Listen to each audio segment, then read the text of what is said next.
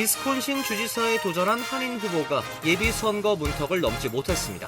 선거에 앞서 실시된 여론조사에서는 앞서 나갔지만 선거 막판 급진적 과거 발언이 공개되면서 반대표가 결집한 것으로 분석되고 있습니다.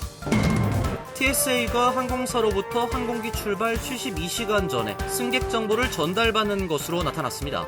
TSA는 정보를 사전 스크리닝하고 이를 ICE 등 다른 연방기관과 공유하는 것으로 알려졌습니다. 이민세관 단속국이 이민자 단속을 위한 전기 충격 장갑을 새로 도입할 예정인 것으로 알려지고 있습니다. 이 장갑은 피부를 만지면 전류가 흐르도록 설계됐으며 현재 일부 교도소와 경찰이 사용 중에 있습니다.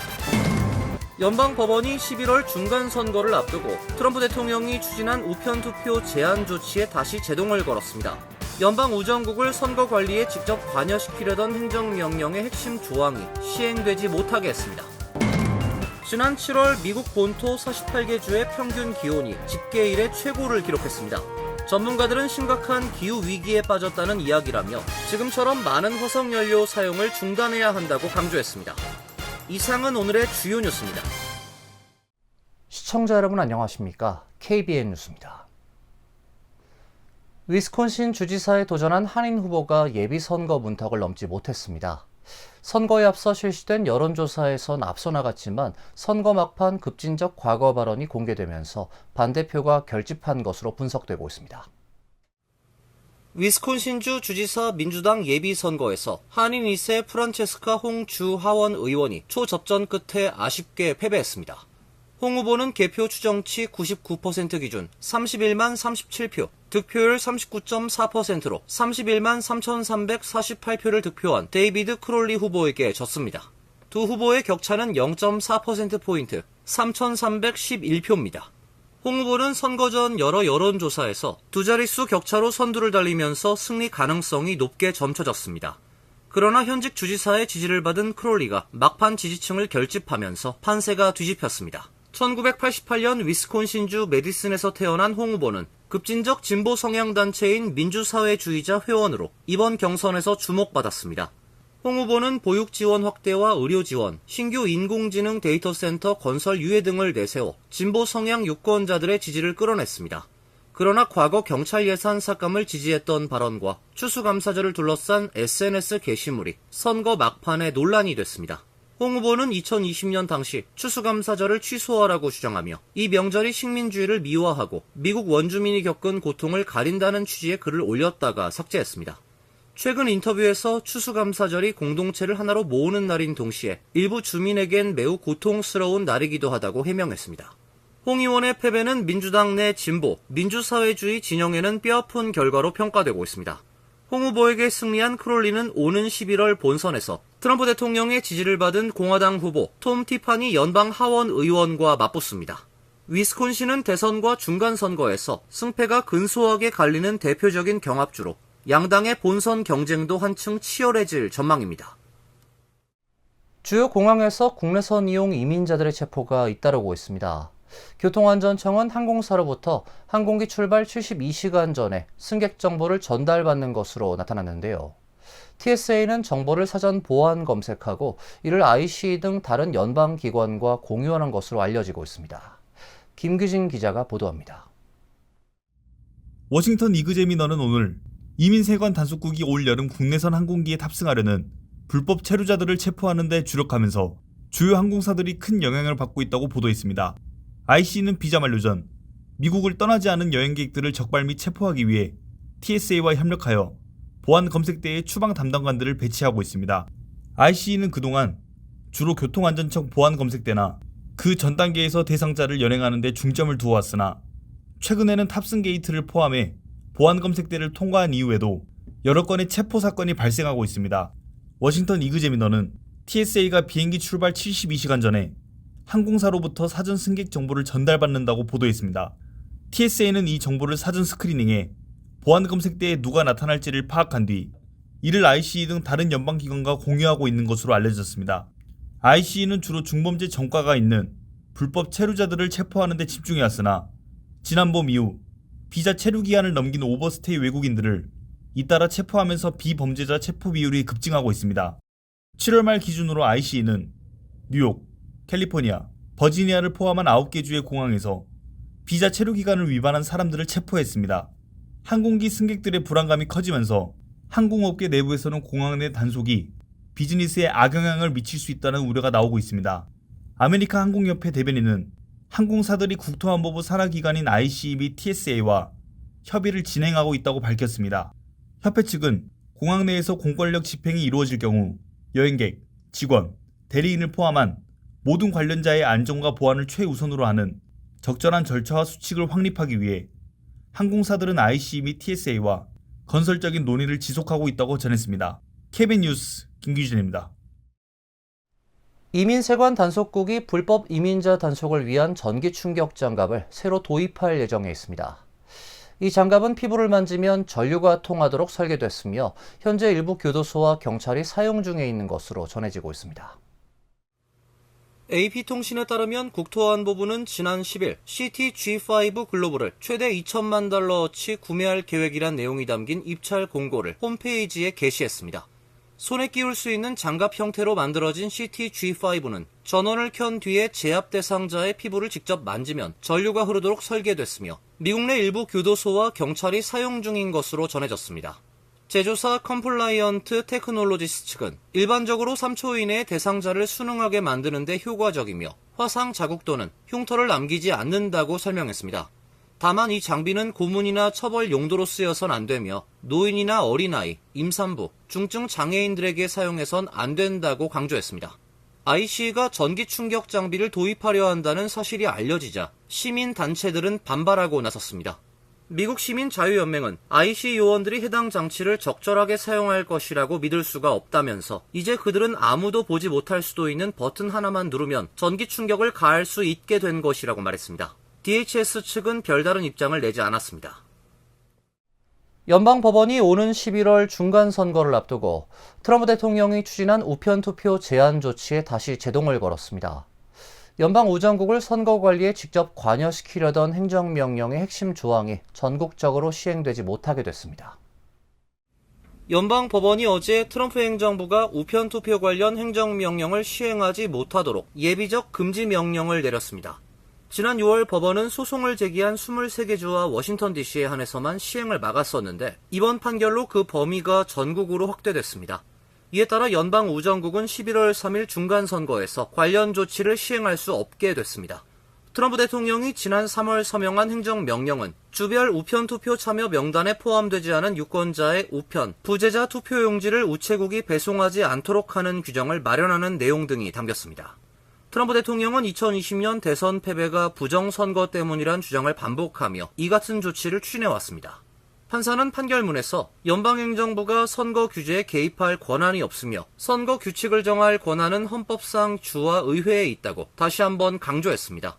이 행정명령이 현재 혼란을 야기하고 있으며 민주주의에 대한 신뢰를 해칠 위험이 있다고 지적하고 유권자의 참정권 보호가 행정부의 위헌적 개입 시도보다 압도적으로 중요하다고 판단했습니다.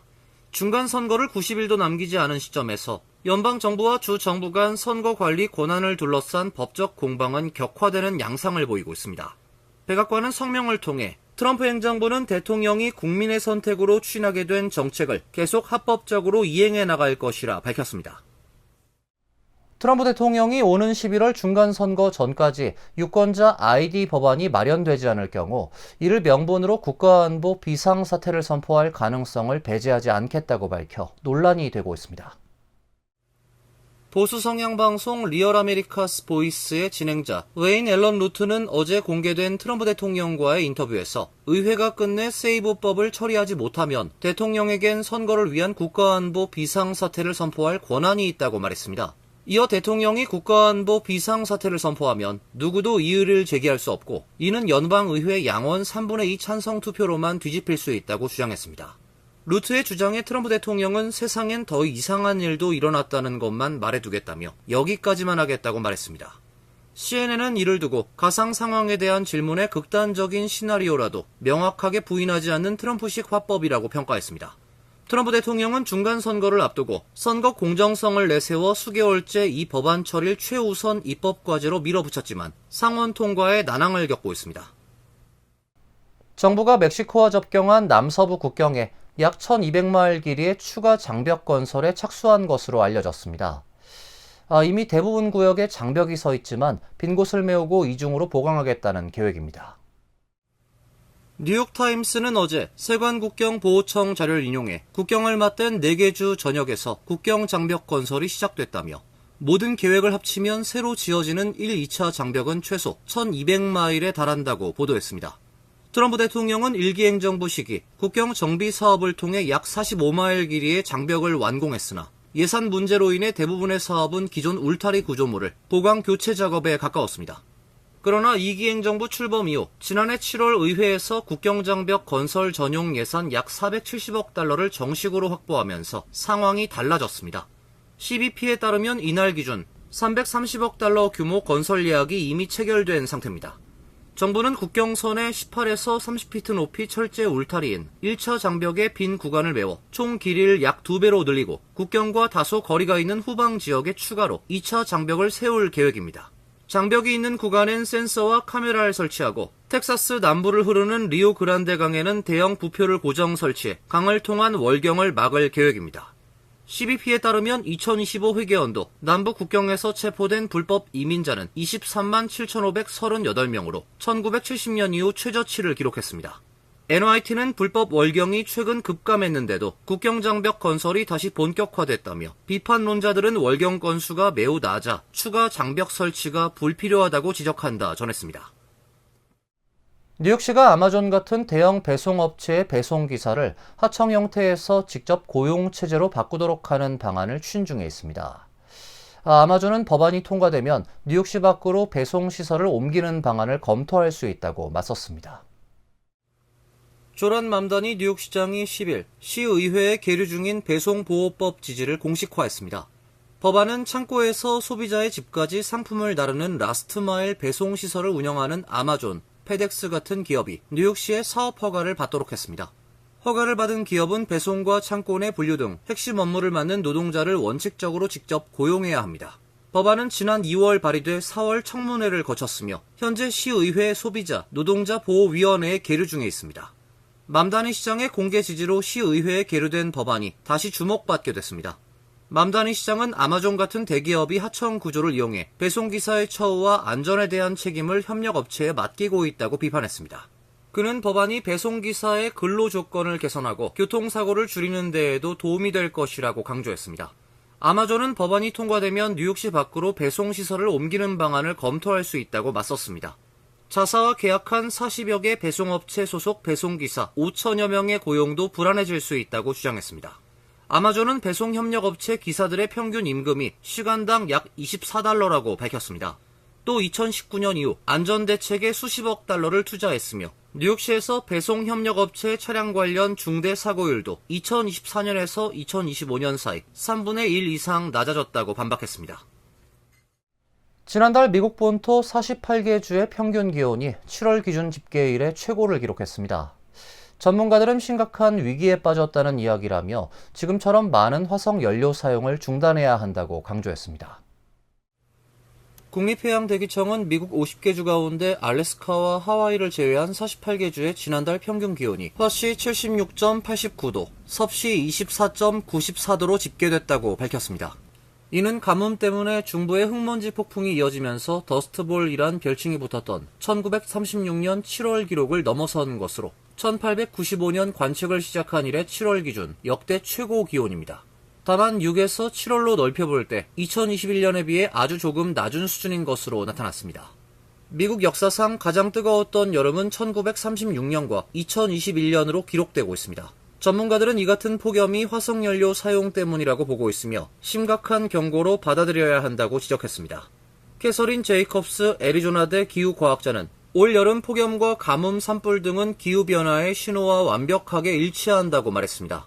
제프 바스커스 예일 기후 연결 기상학자도 우리가 더스트볼 시절의 기록을 넘어서고 있다면 이는 심각한 위기에 빠졌다는 이야기라며 어쩌면 이번 여름이 우리 여생에서 가장 서늘한 여름이 될지도 모른다고 말했습니다. 이어서 간추린 소식입니다. 연방정부 전문 매체 페더럴 뉴스 네트워크는 어제 FBI가 북한 IT 인력이 신분을 감춘 채 미국 연방정부를 위해 일한 사실이 드러나면서 고용 경위 등을 조사하고 있다고 보도했습니다. 토드 에먼 FBI 부국장은 현재 사건을 파악 중에 있다며 해당 기관이 어떤 절차를 거쳤는지 이해하기가 어려워 다소 당혹스럽다 말했습니다. 북한 원격 IT 인력은 민간 부문에서 훨씬 많이 발견되지만 정부에도 어느 정도 영향을 미치고 있다고 설명을 했습니다. 전문가들은 연방정부 정규직이 되기 위해선 신원조사와 본인 확인을 거쳐야 한다는 점에서 외부 업체 소속 계약직으로 정부 업무를 지원했을 가능성이 높은 것으로 예상하고 있습니다. 연방법무부는 불법 이민자에게 공립대학 학비를 감면해주는 뉴욕, 코네티컷, 버몬트주를 상대로 소송을 제기했습니다. 불체 학생에게 학비 감면, 재정 지원을 해주는 것은 동일한 혜택을 받지 못하는 미국 시민들을 위헌적으로 차별하고 불법 이민을 조장하며 미국 시민이 받지 못하는 혜택을 불법 체류자에게 부여하는 것이란 주장입니다. 뉴욕주의 경우 지역 내 고등학교에서 2년 이상 재학한 후 5년 이내에 대학교에 입학하는 경우 준해 거주 학비 혜택을 제공합니다. 이 혜택을 적용받아 뉴욕 주립대에 입학하면 미등록 이민자도 미국 시민과 동일하게 학비를 약 7,700만 달러만 내면 됩니다. 뉴욕시 경찰국이 올 들어 7개월간 3,000정이 넘는 불법 총기를 압수한 것으로 집계됐습니다. 제시카 티시 NIPD 국장은 어제 총기폭력 대응 파트너십 출범 5주년을 맞아 마련한 기자회견에서 올 들어 NYPD가 압수한 불법 총기는 총 3,259정에 달한다며 이 가운데 199정은 일련 번호가 없었고 추적 불가능한 일명 유령 총기로 범죄자의 손에 들어가 범죄에 사용되는 총기라고 강조했습니다. 보로별 압수 총기 숫자는 브루클린이 915정으로 가장 많았으며 브롱스 782정, 맨해튼 764정, 퀸즈 605정, 스태튼 아일랜드 193정 등의 순이었습니다. 유관순 열사 한국기념사업회 유혜경 회장은 지난 9일 뉴욕 한인회 임원진과 간담회를 갖고 올해 말까지 미주 기념사업회를 창립하고 내년부터 산하의 미주 및 중남미 주요 지역 지회 설립을 추진할 계획이라며 뉴욕 한인회의 적극적인 협력과 지원을 요청했습니다. 유혜경 회장은 고 유인석 지사의 손녀이자 유관순 열사의 조카 손녀로 현재 뉴욕에 거주 중입니다. 유 회장은 뉴욕과 LA, 캐나다, 남미 등의 지회 설립을 순차적으로 추진할 예정이며 뉴욕이 미주 전체를 총괄하는 본부 역할을 맡게 될 것이라며 뉴욕 한인회 등과 함께 출범 준비위원회를 조만간 구성할 예정이라고 밝혔습니다. 환율과 증권 소식입니다.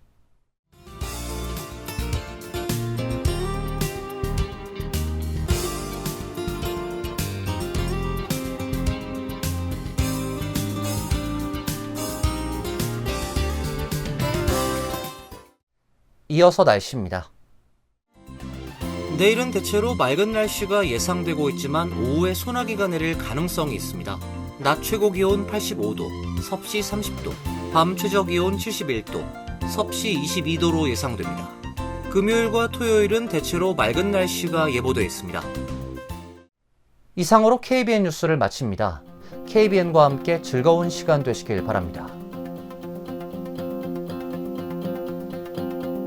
동부 최대 한인방송 KBN이 제작하는 KBN 뉴스는 웹사이트 mykbn.com 그리고 유튜브와 페이스북에서 다시 보실 수 있습니다. 좋아요, 구독, 알림 설정은 뉴스 제작에 큰 도움이 됩니다.